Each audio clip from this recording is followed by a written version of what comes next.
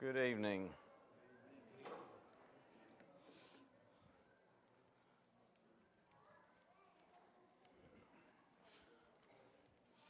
We are in the last Wednesday night of this quarter.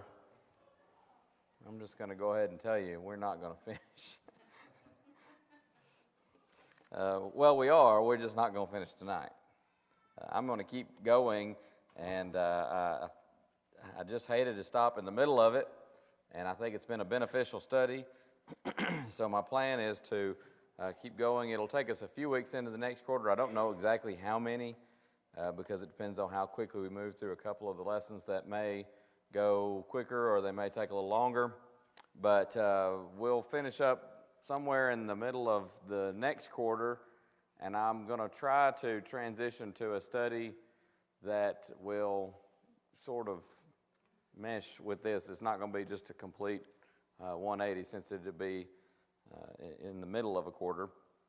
But I think we might have a few teachers that would change from quarter to quarter, but I think by and large it's going to be the same class for the most part, so I don't think that'll affect us too much either way. I've got a subject in mind I don't want to tell you because I may change my mind.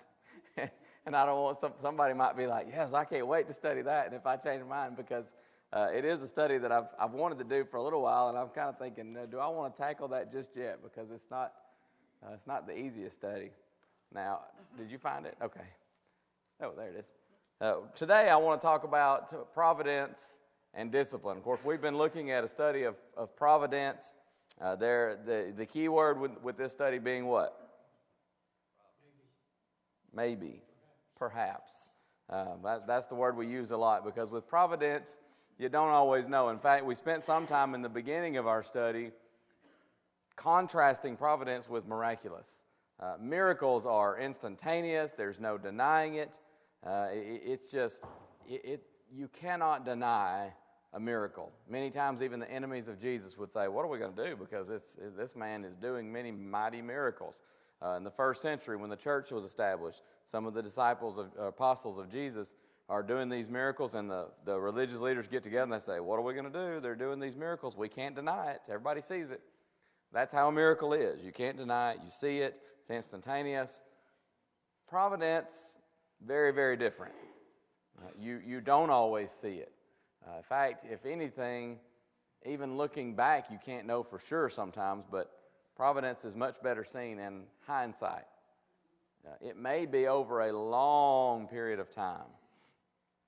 It could be a few weeks, a few days. It could even be several years that providence is working. In fact, we've talked a lot about Joseph.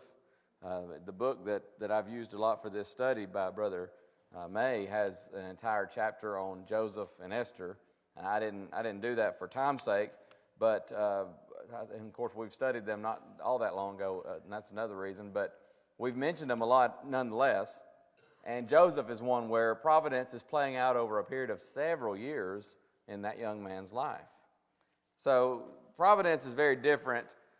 We've talked about it in several different areas. Tonight we're going to look at it in the area of discipline.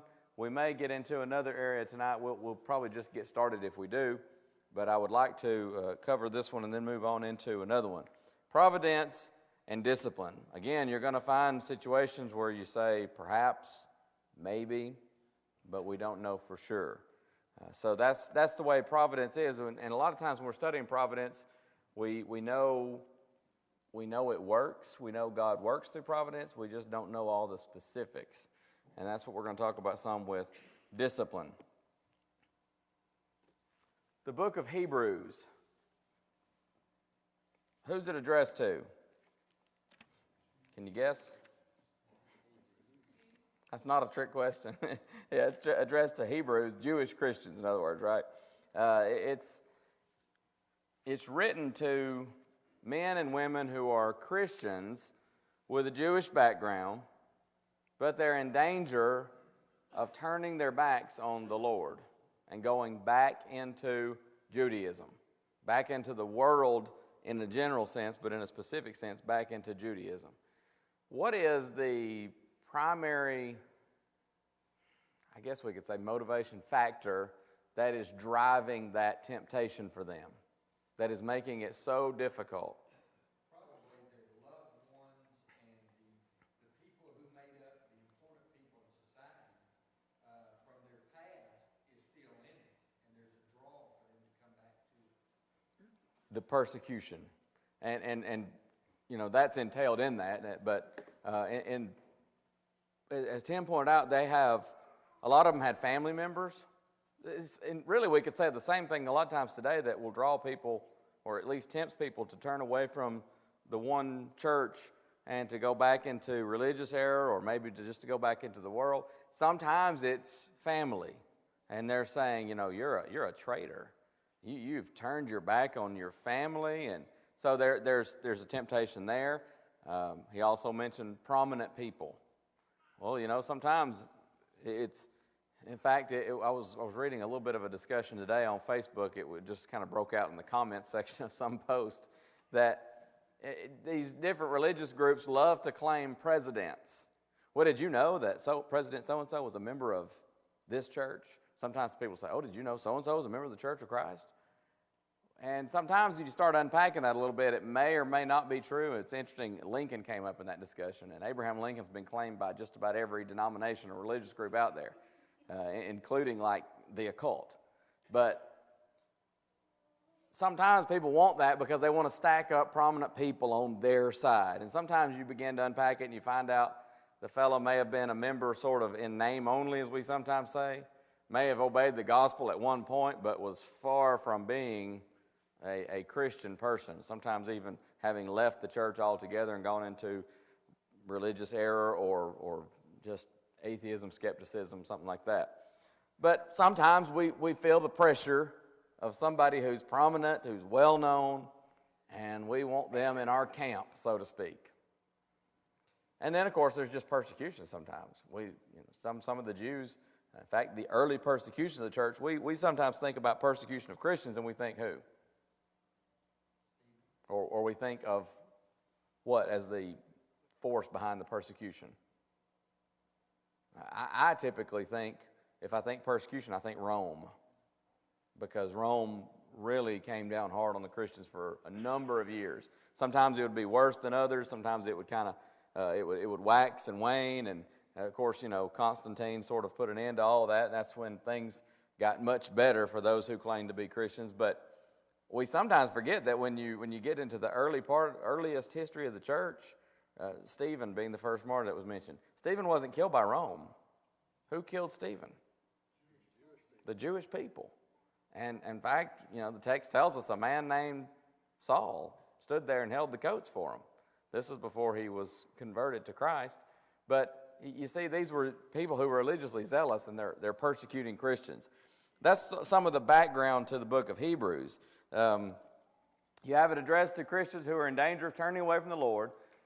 Jewish Christians were being persecuted severely by the Jews in many instances, sometimes even to death, as we see with Stephen.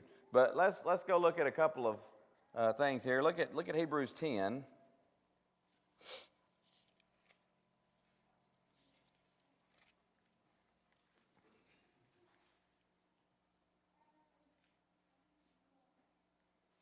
And he's encouraging them, and of course getting toward the end of the epistle, and really has some strong words, quite honestly. We've noticed these before there at the end of chapter 10 or around 26 through 31. But in verse 32 he says, "Call to remembrance the former days in which after you were illuminated, ye endured a great fight of afflictions, partly whilst you were made a gazing stock." And that's that idea of prominent people. Maybe it's family. You're kind of you're the black sheep now. Oh, yeah, he used to be with us, but now he's one of them Christians. You can sort of see the gazing stock mentality. Both by reproaches and afflictions, and partly whilst you became companions of them that were so used. Not only that, not only being a gazing stock themselves, but being right there with folks. Maybe they're mocking, maybe they're making fun. And then he goes on and says, "You had compassion of me in my bonds, and took joyfully the spoiling of your goods." Anybody have something different there, a different phraseology? Plundering or something like that, I think. Is that ESV, I think? What does it say? Plundering of your Goods or property? Seizure of property. So there's different phraseology there, but you see the idea. That's some physical persecution. Sometimes people were taking stuff away from them. Maybe they were using their influence to steal from these Christians just because they were Christians. No reason other than I just don't like you because, again, maybe they view him as a traitor or something like that. So he says, the spoiling of your goods or seizure of property, plundering of your goods, knowing in yourselves that you have in heaven a better and an enduring substance. He said, you understood in those early days that you could take all my goods. You could come and use your influence and your clout in society to seize my house, my property, everything that I have, but my treasures aren't on earth. My treasures are in heaven. And see, now they're slipping and they're in danger of putting more stock in the earthly treasure. And he says in that vein, cast not away therefore your confidence, which hath great recompense of reward. You have need of patience, endurance, that after you've done the will of God, you might receive the promise. But they were enduring persecution. In fact, you can get over to chapter 13, verse, I think I've got 2 on there, but isn't it? I meant to put verse 3, where he says, remember them that are in bonds as bound with them. Seems that some of them had already been imprisoned. Maybe they're just trumping up charges against them. We don't know all the details, but we do know for a fact there was the gazing stock mentality or persecution, I guess. There was the plundering of goods or seizure of property, and then there was imprisonment. So these are Christians that are suffering persecution. Now I want to notice something. If somebody's got an ESV, I like the wording of this, and I noticed a couple of different translations. I don't think the New King James has it as well, but does anybody have an ESV? I have one on my phone if you don't. You got one, Brother Gary? Here, let me pull it up anyways, just so I can follow along. But I want to look at Hebrews 12. I think if you have like a New American Standard, it reads similarly. ESV, the ASV might. How does verse 7 start, Bob? You got your ASV? No, I've got a little King James. Every time I want a reference from the ASV, sorry. Bob has a King James. You got an ASV? You got everything. ESV, oh, okay. Let me pull it up here. I'm in the King James. There's an app, if you have an Apple device, it's Olive Tree, and it has, I know I've got New American Standard, a Greek text, an ESV, King James, and I think a New King James, all for free, just 100% free on there. So that's a handy little app. I don't know, what do some of you Android users use? Do what? Blue Bible? Yeah, some of you have your analog Bible, I know. I prefer the analog version. I don't mind saying that, but sometimes it's I don't want to carry around 4 different versions of the Bible with me, and I certainly don't want to buy some kind of parallel version that's going to be have to have a forklift to carry it around. So it is handy to have 4 or 5 different versions right there in the palm of your hand. That's the technology God has blessed us with. Do what? Bible Gateway. And it's a free app, but it has and that one has a lot of other stuff. In fact, a lot of different ones, but you can go to the ones you want to go to. BibleGateway.com. I've used that before. I think it's .com. Yes. So they have just about every version. A lot of good resources out there for Bible study and comparing versions to see different things. But this is one of those where it's a little bit better worded in the ESV. You got it, Brother Gary? Go ahead, 7, what do I have on there? 7 through 11, please. It is for discipline that you have to endure. God is treating you as sons. For what son is there whom his father does not discipline? If you are left without discipline, in which all have participated, then you are illegitimate children and not sons. Besides this, we have had earthly fathers who disciplined us, and whom we respected them. Shall we not much more be subject to the Father of spirits and live? For there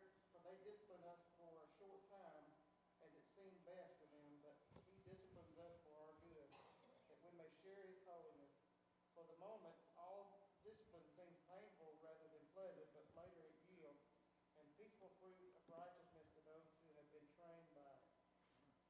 Now, there's a lot that we could unpack right here in this text, and it's tempting as it is to go down that rabbit hole. And in fact, I will tell you, I knew several weeks ago that I wanted to preach a sermon one Sunday morning on holiness, and especially as part of the bigger issues of morality, answering the questions that we had in the box pertaining to dancing and modesty. But I wanted to study holiness, and I kind of knew a little bit of how I wanted to approach it. And I don't remember how I ended up coming across Hebrews 12, but I thought, I think that might be a good text on holiness. And I can't put into words how much I learned and felt like I grew as a result of that study. There's a lot in here pertaining to holiness and how discipline helps us to become holy as God would have us to become, set apart, sanctified for His service. And again, just so many illustrations in the Bible, so many times the illustration is used like a parent and a child. God is our Father. We are His children. Well, He disciplines His children.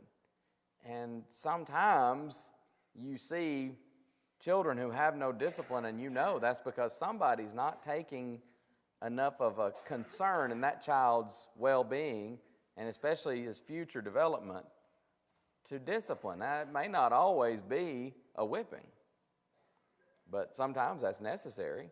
But there are different kinds of punishment and different ways of discipline. Sometimes discipline is just saying, don't do that. That's corrective discipline. It's not, corporal punishment, but that's a form of discipline.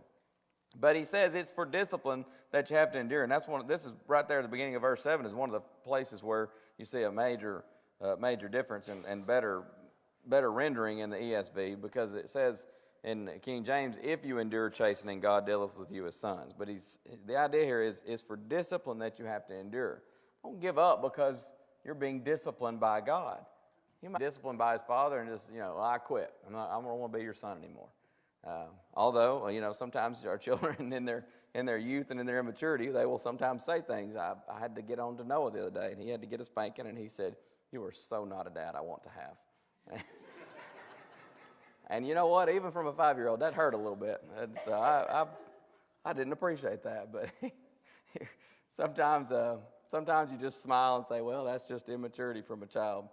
But he says, when you receive discipline, God is treating you as sons or as his children.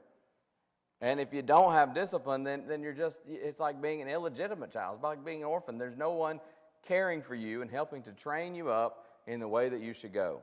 So understanding and appreciating discipline, not that you enjoy it, but understanding that, we have earthly fathers who discipline us and we respect them. How much more the Heavenly Father?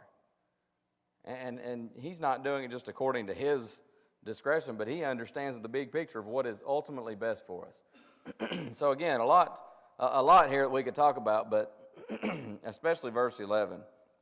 For the moment, all discipline seems painful rather than pleasant, but later it yields the peaceful fruit of righteousness to those who have been trained by it. And even backing up into verse 10, he disciplines us for our good, that we may share his holiness. Discipline it's painful sometimes. It's not always pleasant. But God says, do you want to be a partaker of my holiness? That's what every Christian ought to want. Something's wrong if we don't want that. Well, part of that process is discipline. But that brings up some questions. How was their persecution discipline from God? Spoiler alert here. We can't answer all these questions with definite answers because some of these we're not told, and that's how Providence is sometimes. It's perhaps. How was this persecution discipline from God? Why was God chastising them? Why is he chastising them? Is every instance of persecution in a Christian's life discipline from God? So every time something happens and someone comes to church and says, I would like you to put me on the prayer list. I'm going through a tough time now with fill in the blank. And I say, well, that's just God chastising you. Just grin and bear it, brother. Would that be right? We know better than that. Is every calamity in a Christian's life discipline from God? Someone loses a loved one. Someone becomes very ill. And we say, I don't know what you did, but you know what? You deserve this punishment, so just take it. We know that's not the case because what? Job. We know automatically that that's not the case. And so there's some more we want to talk about here with persecution. Persecution can bring blessing. How often would we love to shelter our loved ones from every form of hardship, every form of suffering? In fact, a lot of times parents, especially as our children get older and they're starting to learn to make decisions on their own and to have to start thinking through what they're doing and the choices they're going to make.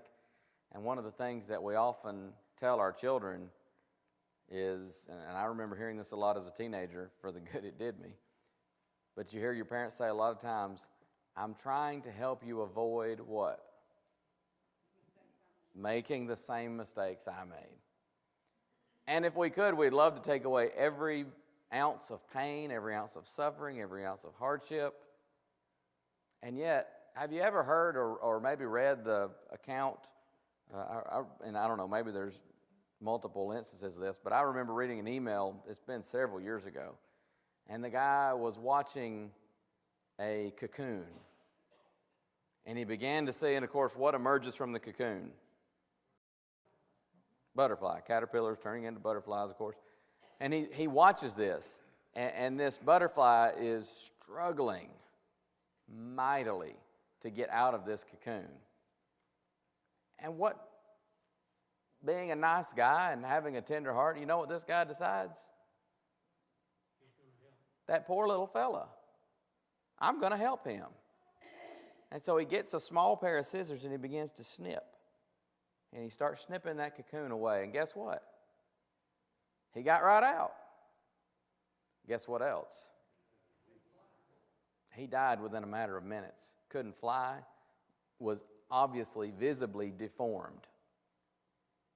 And what he learned later on as he studied this is that part of the butterfly developing into this beautiful, gorgeous, majestic butterfly is the struggle to get out of the cocoon.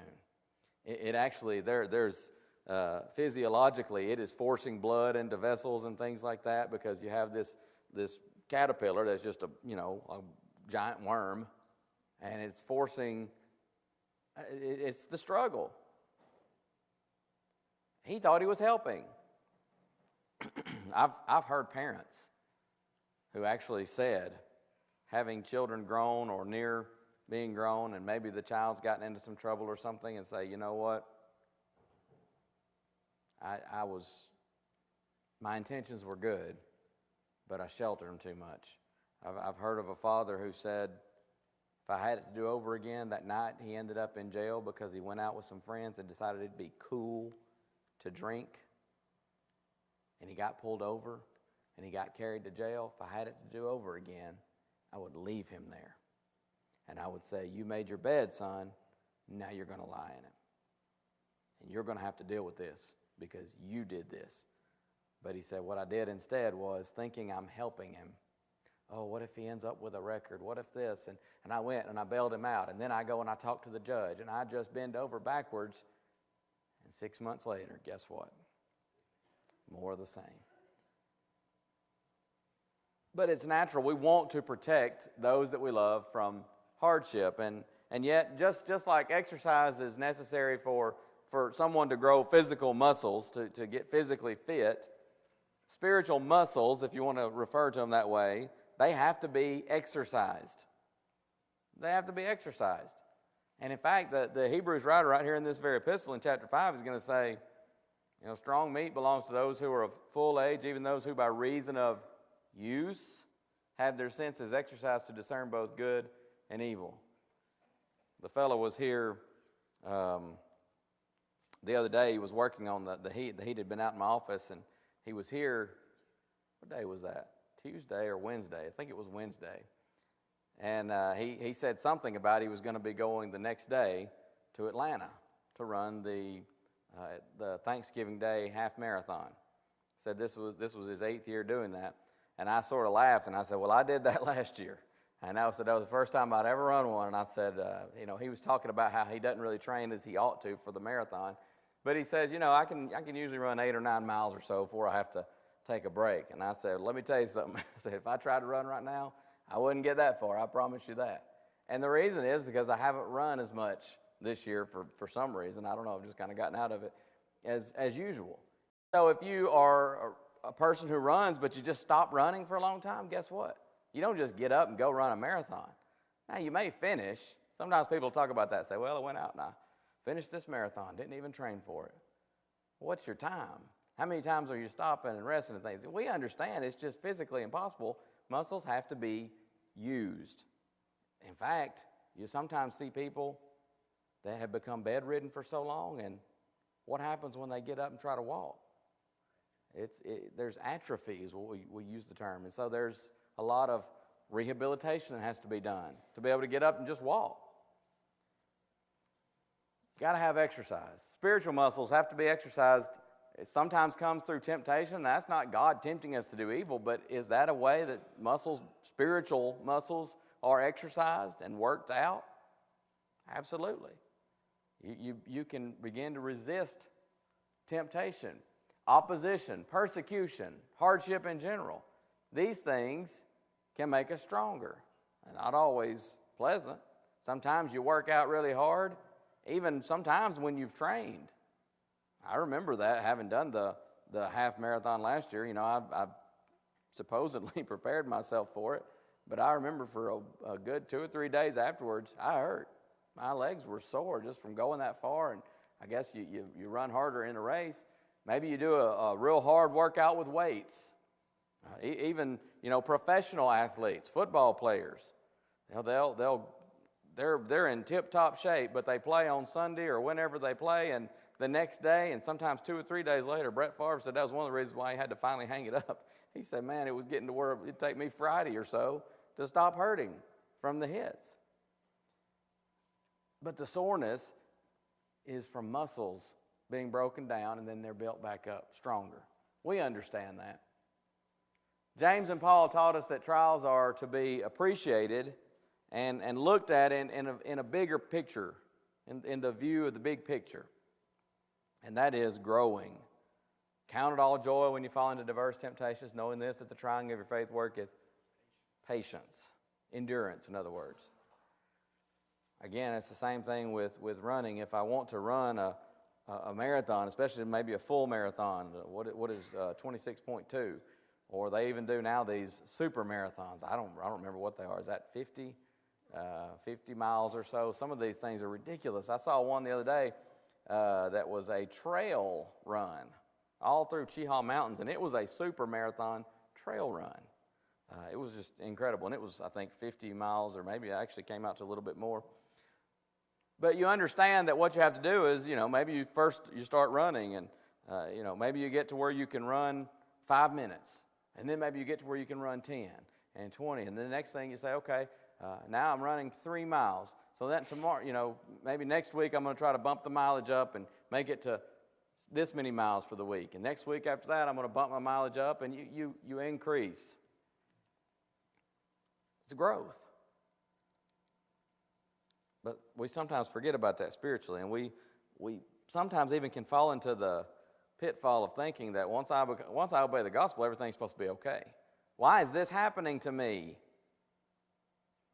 As if becoming a Christian, I'm going to be sheltered from everything. But God never promised that.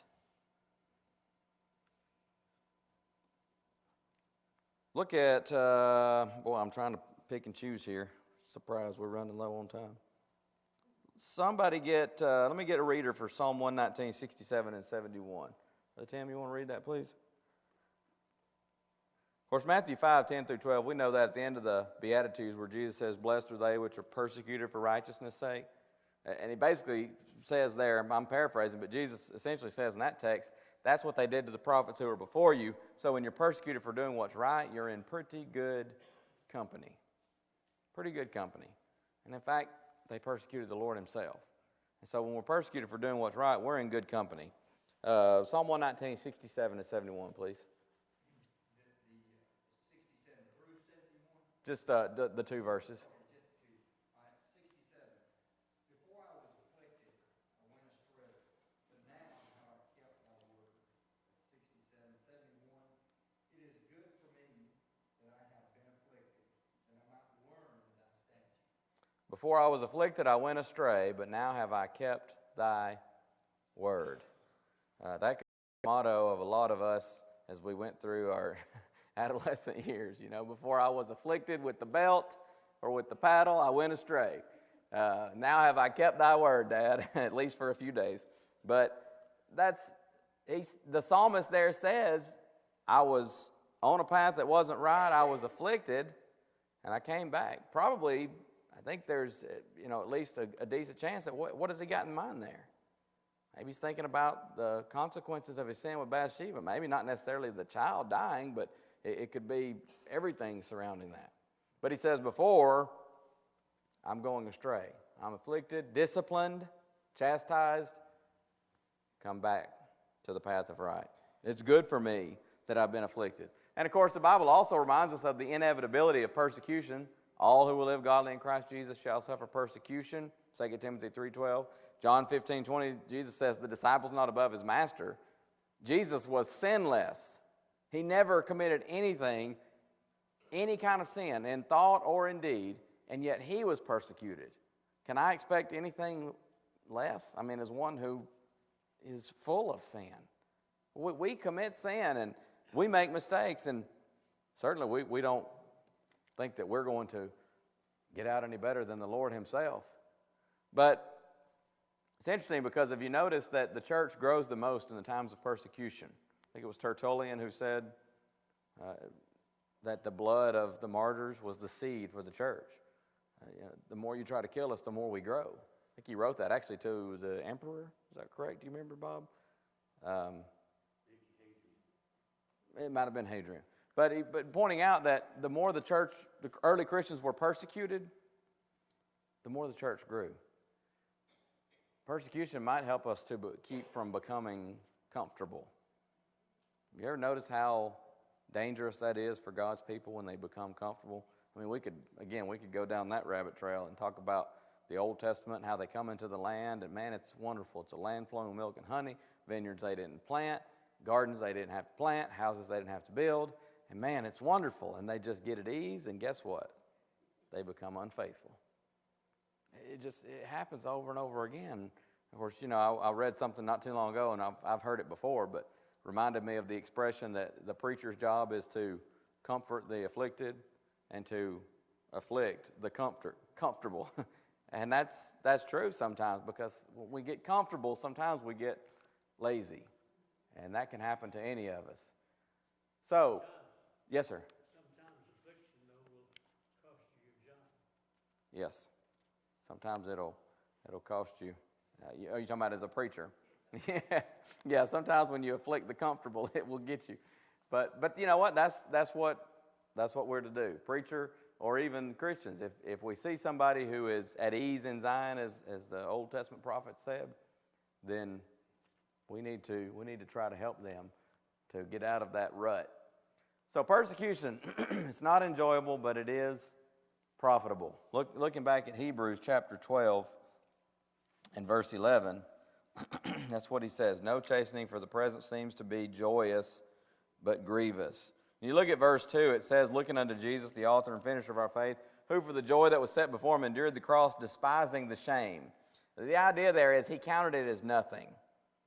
In other words, the shame of the cross, and that's mentioned elsewhere by Paul, but the shame of the cross was not something that he decided, I don't know if this is worth it. He counted that as nothing.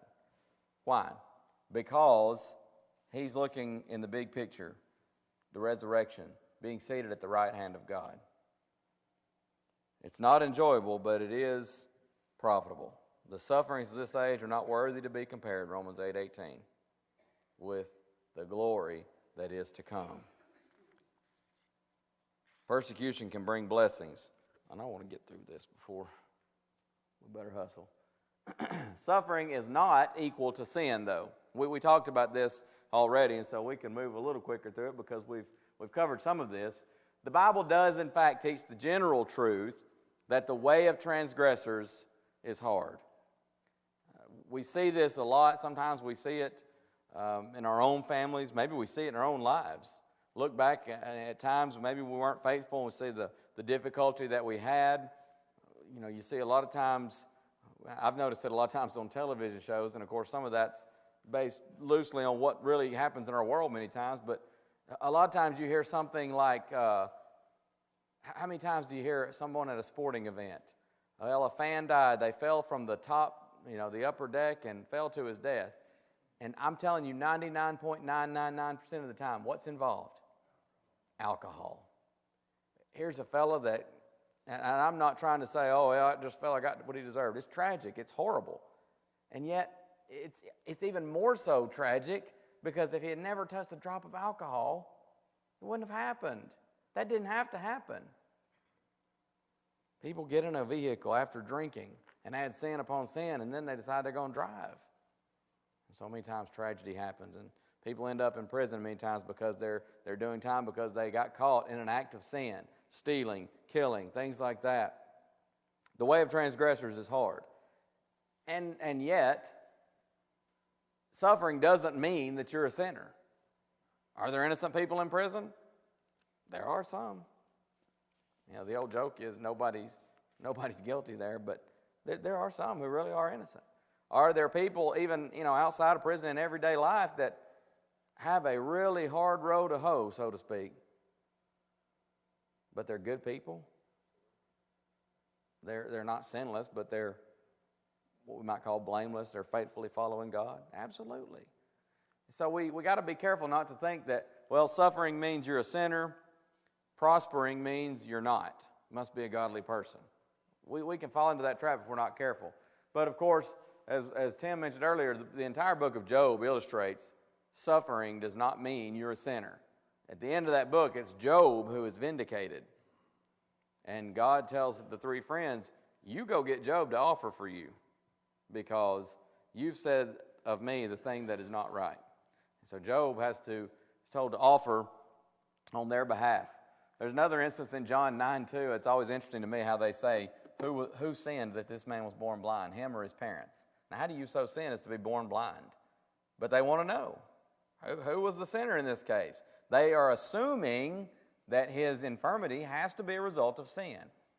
In Luke 13:3 and 5, we often quote that in the plan of salvation, and I think there's a big picture there that it works. But really in its context, Jesus is telling them to repent of a way of thinking. They're thinking, here's Pilate mingling these people's blood with the sacrifice. Do you think they were greater sinners than everybody else because they suffered that fate? Here's a tower in Siloam that falls and it kills some people. Do you think they were big sinners because this tower fell on them? Not just somebody in the wrong place at the wrong time, but the idea of, well, they must have been sinners, and so that tower, that's God doing that to them. And he says, I tell you nay, but except you repent, you shall all likewise perish. You've got to change your way of thinking about those things. Suffering is not equal to you must be some kind of big sinner. Yes, sir. If I can see your notes, probably got down 2 Timothy 3:12. If any man shall live godly in Christ Jesus. Now wait a minute. If you live godly in Christ Jesus, you're going to suffer. So if suffering equals sin, logically you'd have to conclude if you live godly in Christ Jesus, then you must be sinning. Yeah, and so it just doesn't work. There's no way, but too often we do. We equate suffering with sin, and we equate prosperity with someone doing right. The general truth is the way of transgressors is hard, but sometimes, in fact, you get to Psalm 73, and the psalmist there says, "Well, I was envious at the way of the wicked." Why? Because it seemed like he just lives forever. It seems like he just got everything he wants. What reward is there in being righteous? And that's kind of the question that he asked. And then as the psalm goes on, he says, I went into the house of the Lord. And then I considered. Then he says, I'm looking, instead of the tunnel vision, I'm getting the big picture now. What is the end of the wicked? And there's a price to pay. Now, that having been said, some sins do bring their own punishment. Alcoholism often leads to cirrhosis and other health problems. Promiscuity can lead to sexually transmitted diseases. Drunkenness can lead to, I know a brother that did time and he got his life right while he was in prison, but he just haunted by the fact that he killed an entire vehicle of people driving drunk. He's made it right. He knows he's been forgiven, but he cannot escape the memories, and it haunts him to this day. So some sins do bring their own punishment, but suffering in it does not in itself mean that someone is as a sinner. And in fact, there's nothing in Hebrews 12 that indicates they were being punished for specific sins.